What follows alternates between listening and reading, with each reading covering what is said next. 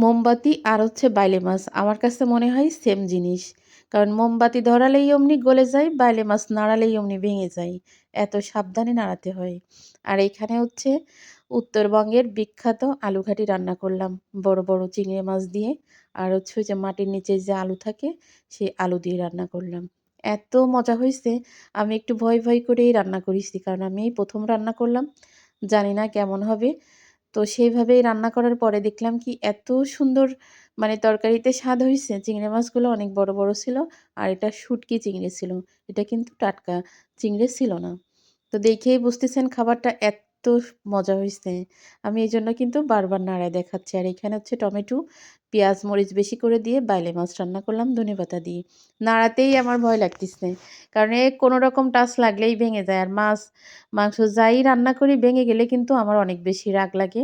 তো আমি কিন্তু অনেক সাবধানে রান্না করে একটা প্লেটে করে নামাইছি। আমি একটা প্লেটে নামাইছি যাতে আমার উঠাতে গেলেও মাছগুলা না ভাঙে।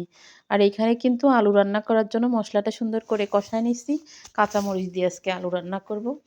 আর শুটকি চিংড়ি অনেকক্ষণ ভিজায় রেখে সুন্দর মতো ধুয়ে মাথা লেজ ফেলে দিয়ে তারপর হচ্ছে কষাতে দিলাম। পরে আলু দিয়ে